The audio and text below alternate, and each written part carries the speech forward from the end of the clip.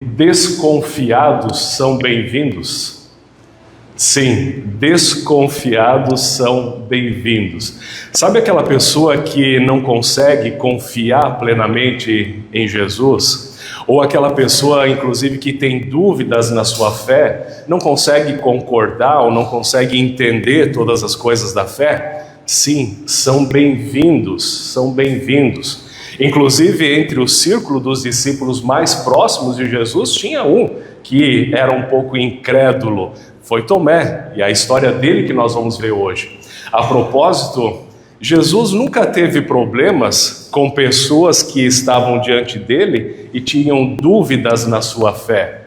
Jesus sempre teve muito mais problemas, justamente pelo contrário, com aquelas pessoas que tiveram muitas certezas daquilo que acreditavam.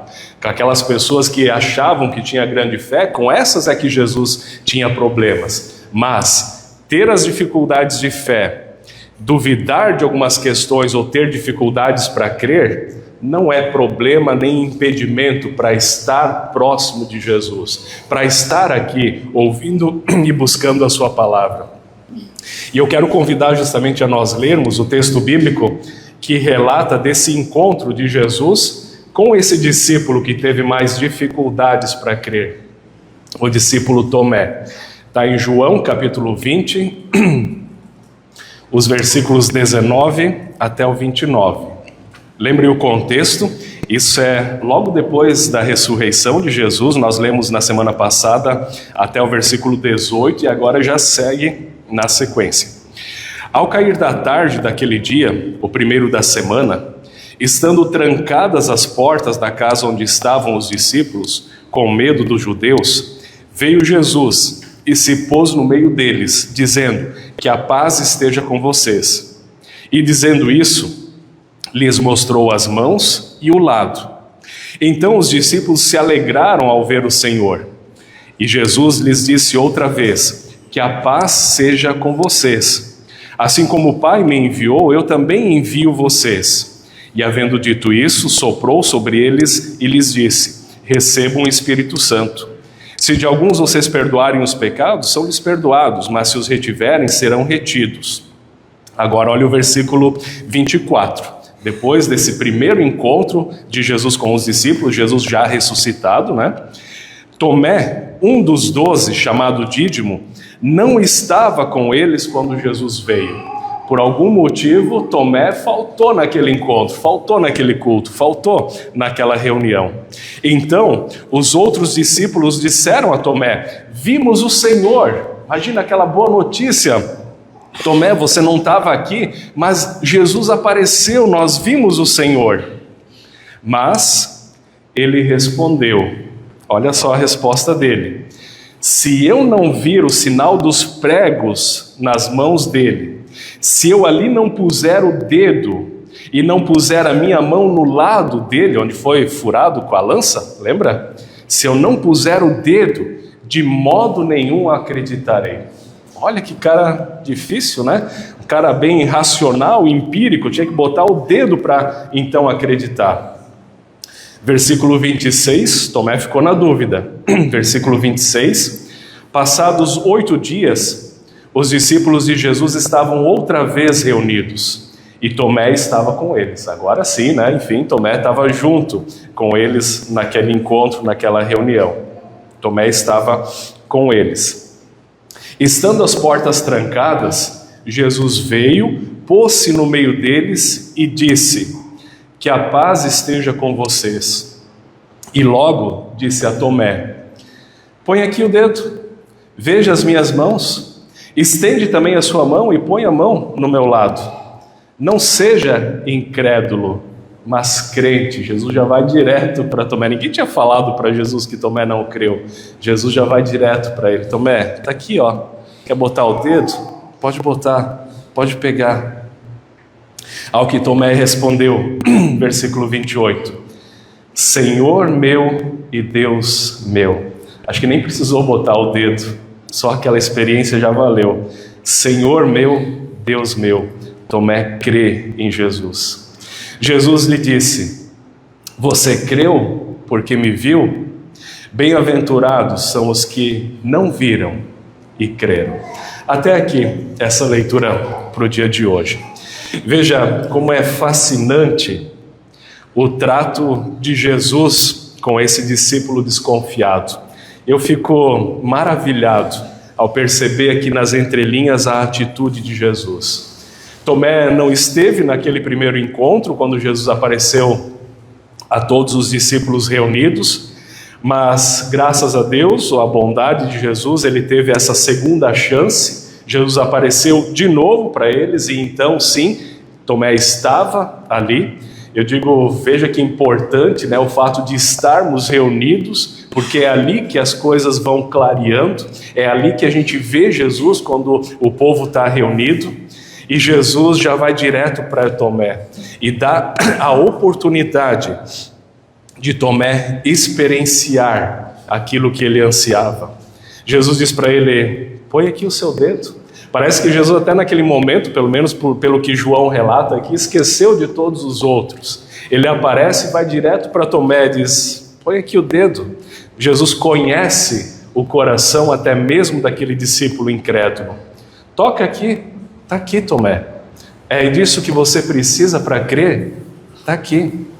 Sabe, alguns esperariam que nesse momento Jesus aparecesse com palavras duras e enérgicas talvez para Tomé e dissesse: ô Tomé, como é que você não crê? Eu passei 3 anos contigo explicando sobre isso, eu passei 3 anos falando que isso tinha acontecido, Tomé, como é que você não crê? Algumas pessoas imaginavam que Jesus devesse repreender Tomé por causa disso, mas não. Jesus aparece e dá a oportunidade para que a fé de Tomé seja edificada naquilo que ela precisa. E sabe, eu penso que cada pessoa tem o seu tempo de amadurecimento na fé.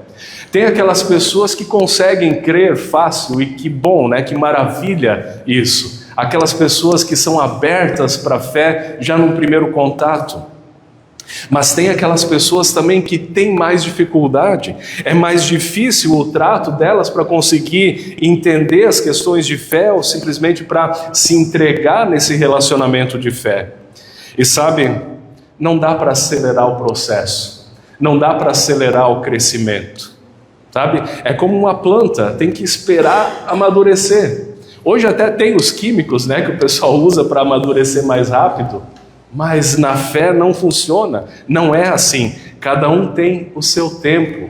E é claro, tem aqueles que também nunca vão amadurecer na fé, tem aqueles que não vão chegar à fé e paciência por isso, né? É uma pena, mas tem aquelas pessoas que infelizmente nunca vão reconhecer Jesus Cristo como seu Senhor, e faz parte também. Mas o que a gente precisa entender é que a fé é mais do que um conhecimento racional, sabe?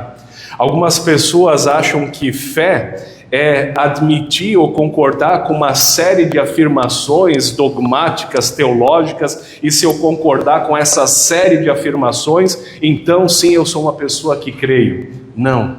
Na minha opinião, fé é muito mais do que esse conhecimento, essa concordância racional com algumas afirmações. A fé é um relacionamento com Deus.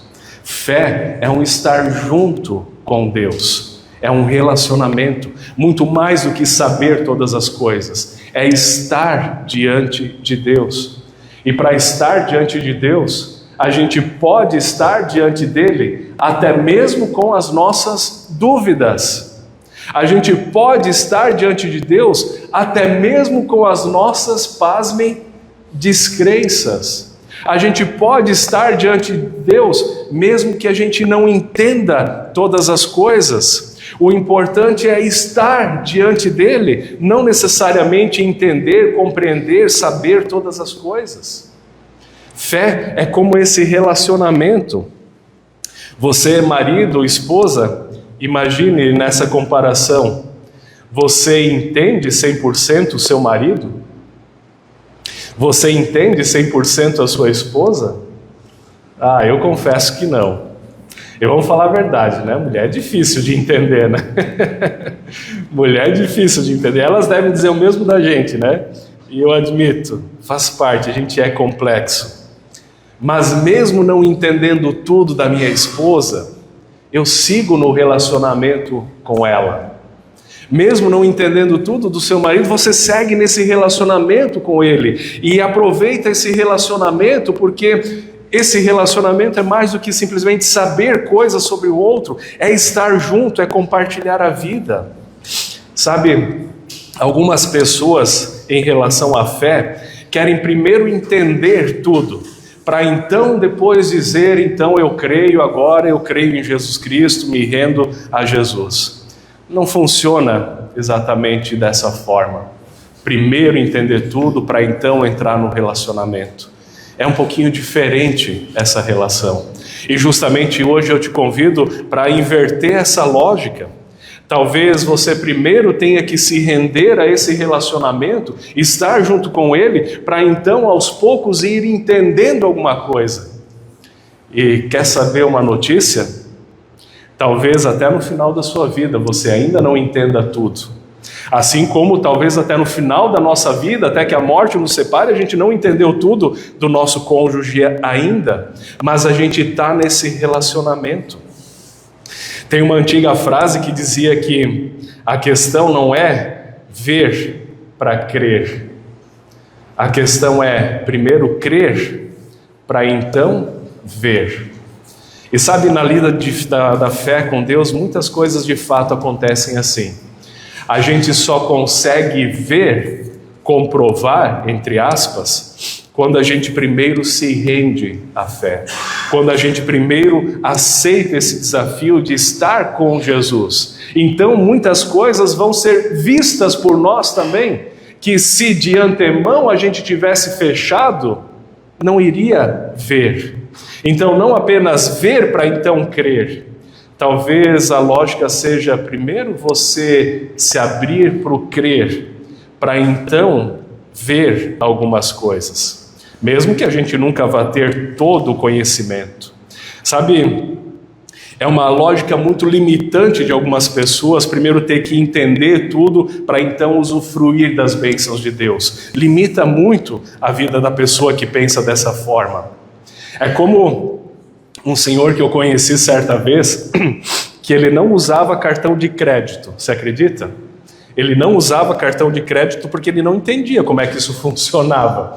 Como é que pode que eu passo lá um cartão e o dinheiro vai da minha conta para a conta do outro? Isso não pode, não funciona assim. Aquela pessoa não usava o cartão de crédito porque não entendia como aquilo funcionava. E sabe, nem eu entendo direito como funciona, mas eu uso. Imagina falar de Pix para aquela pessoa, né? É complicado. Como é que vai do meu celular para o outro celular? É incrível isso. Percebe? Tem coisas até na nossa vida que a gente não entende 100%, mas a gente usa. Quer ver um outro exemplo bem prático? Quem aqui não usa o seu celular? Todos acho que usam, né? Mas você entende como funciona cada detalhe do seu celular? Não entende. Mas a gente usa, às vezes até abusa, né? Usa demais. A gente usufrui daquilo que ele pode nos oferecer, mesmo sem entender todos os mecanismos. Então por que com Deus a gente primeiro quer entender tudo, para depois usufruir do relacionamento e das bênçãos de Deus com a gente? Não precisa ser assim. Sabe, quanta coisa você está perdendo se fica nessa rigidez cognitiva, digamos assim, de ter que primeiro entender tudo para depois usufruir. Quantas bênçãos de Deus você pode estar perdendo por não se render a esse crer primeiro para então ver. Por isso eu digo, não permita que as dúvidas te afastem da comunhão.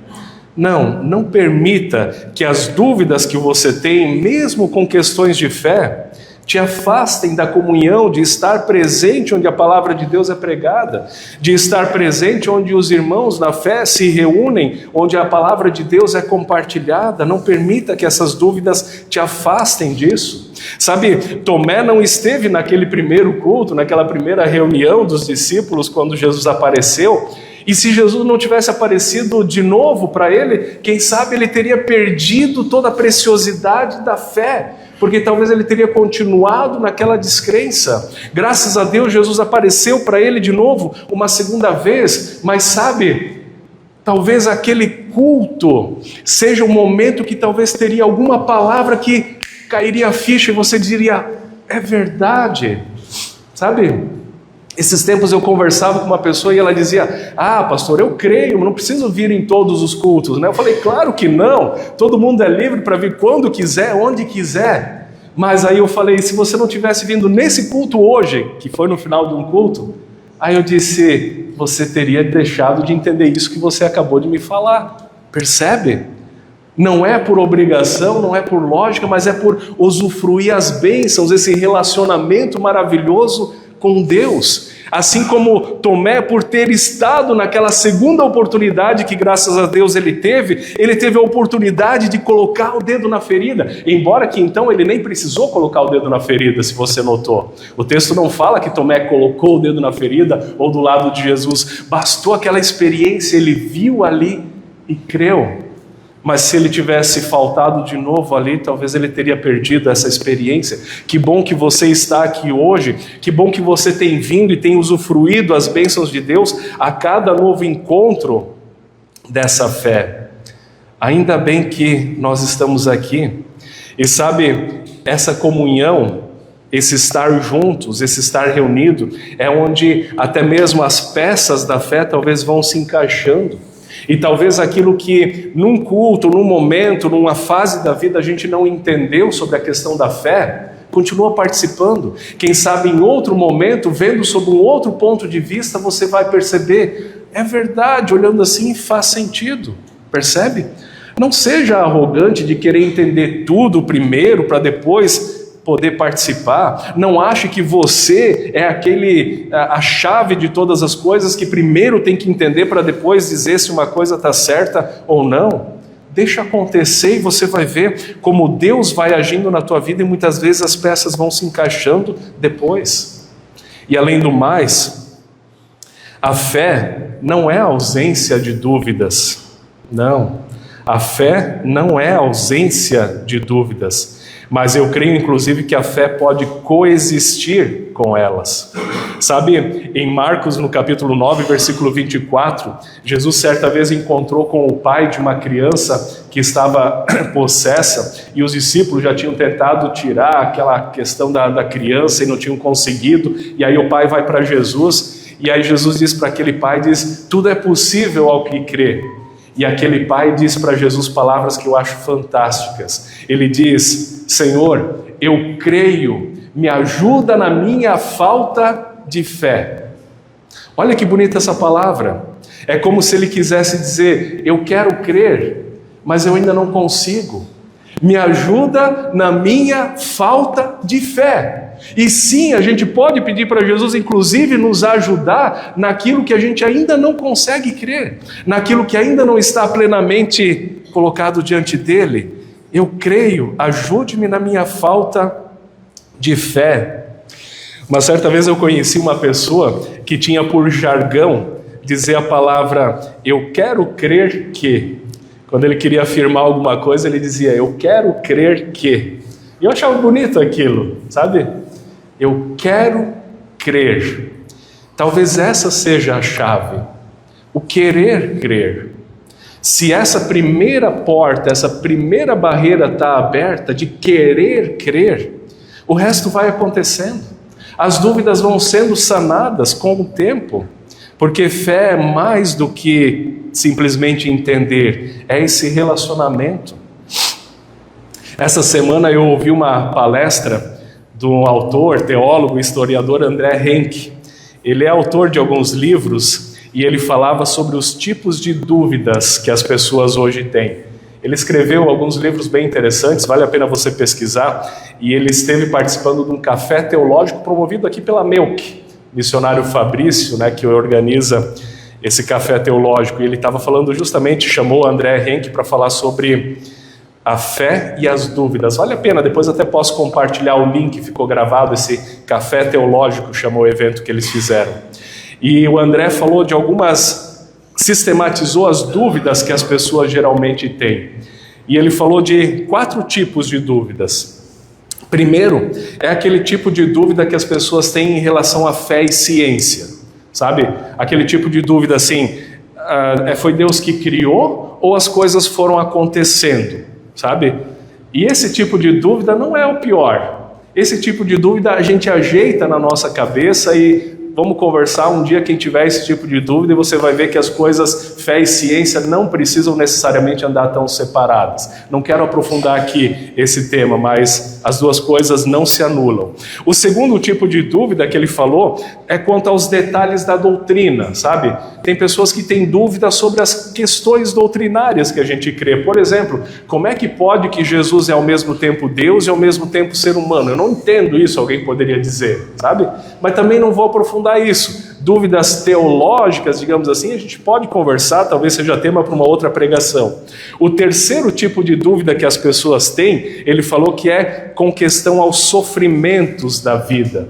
Por que Deus permite o sofrimento? Por que Deus deixou isso, aquilo, aquele outro acontecer? E as pessoas têm dúvida no seu coração. Por que eu estou sofrendo isso? Por que fulano sofre aquilo, aquele outro? E aí você olha, por exemplo, a história de Jó na Bíblia, uma pessoa que sofreu tanto e manteve a sua fé. Mas também não vou aprofundar aqui, quem sabe a gente conversa em outro momento sobre isso. Mas o quarto tipo de dúvidas que o André falou que as pessoas têm, e eu acho que faz sentido, é quanto ao testemunho das pessoas em relação a Deus. E aqui, confesso que esse talvez seja o ponto que pega. Quando a gente olha para o que no mundo falam, pessoas falam em nome de Deus, aí a gente fica confuso, não é verdade? Porque é cada absurdo que a gente vê por aí, e aí as pessoas acabam pensando assim, se Deus é isso que o fulano está falando, não faz sentido. Se Deus mandou fazer isso, não faz sentido. Se a pessoa que está falando em nome de Deus faz esse tipo de coisa, não faz sentido. E muitas pessoas acabam tendo dúvidas e resistências na fé por olhar para pessoas falando em nome de Deus e dando mau testemunho em nome de Deus. E talvez esse tipo de dúvida seja o tipo de dúvida que mais faz as pessoas tropeçarem. Talvez essa seja a grande questão. E ainda mais quando a gente olha hoje, para a profusão da mídia, tantas pessoas falando tantos absurdos em nome de Deus que a gente fica abismado.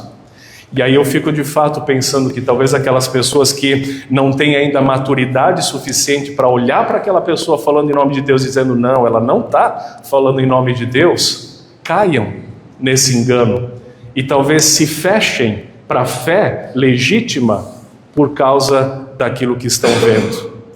Sabe, de fato, inclusive, quando se olha para a história da humanidade, o que pessoas fizeram em nome de Deus, em nome da fé, é de desanimar. Sabe, é quase dizer assim, olha, Jesus, volta porque está dando errado esse negócio que você chamou de igreja, sabe? As pessoas estão fazendo o que não era para fazer, Jesus, volta logo que está dando errado isso. Mas a gente precisa entender que nem todos que falam em nome de Deus, de fato, falam em nome de Deus. É preciso separar o que de fato é de Deus e o que os homens usam em nome de Deus para fazer as suas próprias vontades. Sabe, e qual pode ser o critério para você saber se a pessoa de fato está falando em nome de Deus ou não? Não o vídeo da internet, tá? Sabe qual é o critério? Esse daqui, a Bíblia. Esse é o critério para você saber se de fato a pessoa está falando em nome de Deus ou não. E ainda, um detalhe, não só parte da Bíblia, mas a Bíblia como um todo. Porque é muito fácil pegar umas partes do Antigo Testamento e dizer que Deus mandou matar, por exemplo. Ok? A Bíblia como um todo, especialmente como chave hermenêutica, como filtro, Jesus Cristo. E o que Ele fez por nós. O Deus revelado em Jesus. Essa é a chave, inclusive, para a gente olhar para a Bíblia e perceber o que de fato procede de Deus e o que não procede de Deus. Esse é o filtro, esse é o crivo, né? Não dá para simplesmente ir na onda do que muitas pessoas falam por aí. Sabe, mas por outro lado, nessa questão do testemunho ainda, eu aprendi que mesmo na história, muitas pessoas que erraram na fé, também foi querendo acertar. Por exemplo, eu já vi pais tão rígidos na questão da fé com os seus filhos, que mais afastaram os filhos da fé do que atraíram para a fé. Porque talvez para aquele pai, a experiência da fé foi algo tão bom, tão maravilhoso, que transformou a vida dele, que ele meio que quis empurrar aquilo goela abaixo do filho. Sabe? Mas na boa intenção. E aquele filho recebendo aquilo goela abaixo, o que fez? Percebe? Às vezes o mau testemunho de uma pessoa não é necessariamente má vontade daquela pessoa. É como se eu descobrisse um presente tão bom, tão maravilhoso, que quisesse forçar o outro a usar também. Mas por forçar, talvez causa essa repulsa. Não é maldade. Às vezes é a dinâmica da vida que aconteceu dessa forma. Por isso eu digo de novo aqui, procure separar o que é Deus e o que é o ser humano falando em nome de Deus. Não misture simplesmente as coisas. Talvez Deus tenha que dar, inclusive, essa maturidade para você separar essas questões. Talvez essa pregação hoje, o fato de você, Tomé, estar aqui hoje, né, ou estar ouvindo esse vídeo, talvez te ajude nesse sentido de poder separar um pouquinho das coisas, mas não perca o benefício da fé por causa daquilo que você viu ou daquilo que você ouviu. E percebam, Jesus nunca rejeita a pessoa que vem para ele mesmo com dúvidas. Tomé não foi rejeitado por Jesus. Jesus não criticou Tomé pelas suas dúvidas. No versículo 29, Jesus disse para ele: você creu porque me viu, né? Bem-aventurados são aqueles que não viram, mas mesmo assim creram. Muitas pessoas até enxergam nesse versículo aqui uma crítica a Tomé, como se Jesus estivesse criticando Tomé. Mas sabe que não é esse o sentido desse versículo? Não, aqui ele não visa criticar Tomé. É um elogio para aqueles que viriam depois e creriam sem ter essa oportunidade que veio. Esse é o foco desse versículo, né? Tomé, você creu porque me viu. Ok, que bom que você teve essa oportunidade. Mas pensa, Tomé, daqui para frente, quantas pessoas vão crer e vão ter a mesma fé que você tem sem ter tido essa oportunidade.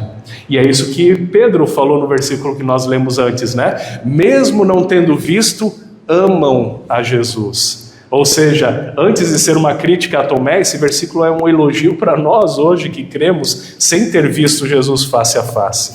E sabe, crer não significa não ter dúvidas. Mas guarde só esse detalhe dessa reflexão hoje. Não deixe que as tuas dúvidas te impeçam de aproveitar o benefício de estar com Deus já aqui e agora. Tenha dúvidas, e tudo bem ter as dúvidas, mas não deixe que essas dúvidas te impeçam de usufruir as bênçãos de Deus, o benefício de estar na comunhão, de estar crescendo com Jesus. Não deixe que as dúvidas te separem de Deus.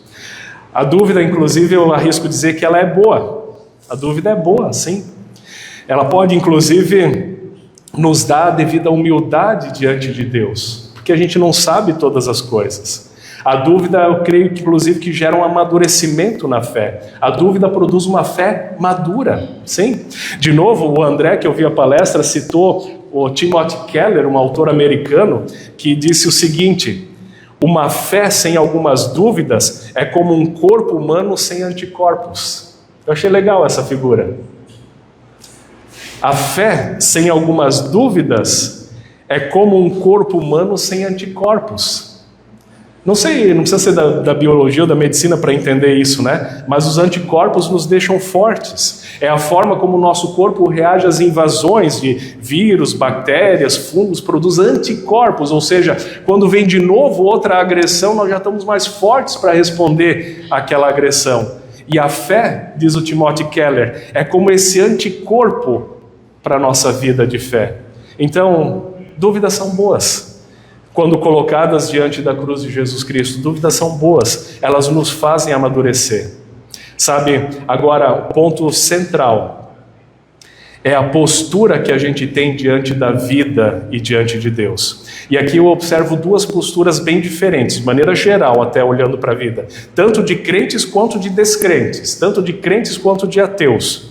Uma postura ou de arrogância ou de humildade. Tem pessoas que têm uma postura de arrogância na sua fé ou mesmo na sua incredulidade. E tem pessoas que têm uma postura de humildade, tanto na sua fé, quanto na sua incredulidade. Sabe, eu já vi pessoas muito arrogantes dizendo, Deus não existe, Deus isso, é tudo mentira, é tudo balela, e falando isso com arrogância. Mas já vi pessoas com humildade falando também, olha, eu acho que é assim, assim, assim. Como já vi pessoas com arrogância falando da fé, como já vi pessoas com humildade também falando da fé. E é essa postura que muda tudo, sabe? A arrogância sempre fecha portas. A arrogância sempre fecha portas. Humildade abre, inclusive, para o crescimento. E humildade é, inclusive, saber que Deus é maior do que aquilo que nós podemos dele compreender. Entendeu essa frase? Humildade é, inclusive, a gente saber que Deus é maior do que aquilo que a gente consegue dele compreender. Deus é maior do que o que cabe dentro da nossa cabeça. Ele é maior. E talvez as nossas dúvidas sejam justamente porque ele é tão maior do que tudo que a gente consegue entender. Não queira ser você o único critério para saber se as coisas de fato são ou não são. Tenha essa humildade, tanto para falar da fé, como para trazer também as suas dúvidas diante de Deus. Qual a sua postura diante da fé? Arrogância ou humildade? Isso muda tudo. Sabe, eu li certa vez um conto, uma história, escrita por Jean-Claude Carrière, em 1998, no livro O Círculo dos Mentirosos. Ele conta a história de dois rabinos que passaram a noite inteira em um debate teológico acirrado. E ao final daquele debate, eles chegaram à conclusão de que Deus não existe. Chegaram à conclusão, Deus não existe. E na manhã seguinte, um rabino encontrou o outro, ele estava indo embora, abandonando tudo, e encontrou o outro rabino lá todo paramentado, recitando as suas orações. E aí ele disse, vem cá meu amigo, nós não decidimos ontem à noite que Deus não existe? E o outro respondeu, sim, mas o que Deus tem a ver com isso? Entendeu? O que Deus tem a ver com isso? Deus é maior do que as nossas divagações teológicas. Deus é maior do que aquilo que a gente pode dele compreender. Por isso basta essa postura de humildade diante da fé. Querido Deus, nós aqui estamos diante de Ti e trazemos também as nossas dúvidas, também as nossas fraquezas na fé, os erros e acertos, inclusive no testemunho da nossa fé, colocamos diante de Ti. Todas aquelas vezes que talvez falamos de Ti com arrogância e talvez fechamos portas, mas também colocamos diante de Ti, Deus, a nossa arrogância de às vezes querer entender tudo primeiro, mesmo aquilo que não cabe no nosso entendimento. Por isso, ó Deus, acolhe aqui o nosso coração, a nossa vida. Acolhe as nossas dúvidas, inclusive, que as trazemos diante de Ti, assim como Tomé, e queremos colocar diante de Ti toda a nossa vida, inclusive as nossas dúvidas, para podermos ouvir de Ti as Tuas palavras de amor e receber, inclusive, o Teu abraço, abraço que acolhe e não rejeita. Amém.